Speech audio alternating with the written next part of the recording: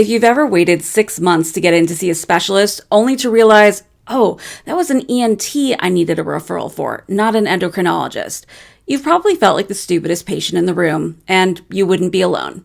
The bad news is that the American healthcare system is not designed for your convenience, and that's not going to change anytime soon. The good news is that being a stupid patient is only a passing phase, and listening to this episode will get you one step closer to being the smartest patient in the room.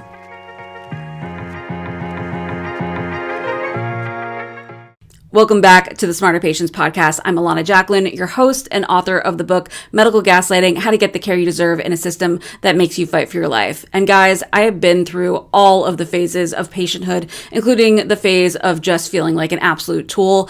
And during this episode, we're going to talk about 3 different ways that I have seen patients act a fool and 3 ways that you can not be that patient. Big thanks to this episode's sponsor, Witness Therapy, because sometimes the only thing more complicated than your medical chart is your love life. Sammy Witness is Seattle's most coveted sex, relationship, and conscious uncoupling therapist. Sammy is the one to call when communication is circling the drain, when intimacy feels like a locked room, or when purity culture has left you with more questions than answers. She is now taking new clients both in person and online in Washington State. You can learn more by visiting witnesstherapy.com. Let's dive right into the episode. Have you ever walked out of a doctor's office and thought, wow, that was a colossal waste of my time? Hopefully after that thought came, the next thought came, which was, I better find a new doctor. Because the problem that I see with a lot of patients, the big mistake that they make is not knowing when to leave. When they decide, I'm going to stick with that doctor because that's the doctor that I'm familiar with, or that's the doctor that I was referred to, or, whatever reason you may have, you really have to stop and ask yourself, is that doctor meeting my needs? Like, am I being heard? Do I feel like they're listening to me? Am I getting my questions answered? Do I feel like there's pushback when I ask for more? And more is whatever. More is different medications, more is alternative therapies, more is more tests to figure out maybe if something else is going on. You're not a hostage, honey. You can leave whenever you want. And this is scary to some patients, but it's okay to get a second opinion. Nobody is going to knock down the door and be like, ma'am, no, that's not allowed. You are allowed to go out there and find another doctor, take a consult, see if you like them. And then you know what you can do too? You could see a 3rd doctor. You could see a 4th doctor. It's okay. As long as you have the money for the copay, you can do whatever the hell you want. But if a doctor is not meeting your needs and you're staying, you are the one sabotaging your own care and you're not being a smart patient. Now, before you leave, just make sure that you have another doctor lined up, at least something on your calendar. This is not a situation where you have to tell your doctor, hey, I'm leaving and I'm getting a second opinion. You just don't make a comeback appointment. You don't make a next appointment. You just skip the desk and go home. Again, they're not going to know if you go and see another doctor. It's none of their business. And frankly, if they're a good doctor, then they should have no problem with you seeking a second opinion. The next thing we're going to talk about is not showing up to your appointment. And I don't mean physically.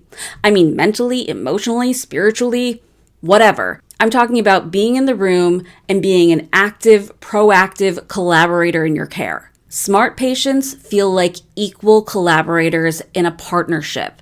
Smart patients come with questions, ready to get answers. Smart patients come with data about what's going on behind the scenes so that they can contribute something to the conversation. They do things like write down their symptoms or write down their triggers or come in with some kind of data that gives evidence to what is happening while you're not at that doctor's appointment. So you can say with full authority, hey, I don't think this medication is working, or hey, I think we need to do something else. Now, don't get me wrong, trust in your doctor is great, but letting anyone blindly make medical choices for you, that's stupid.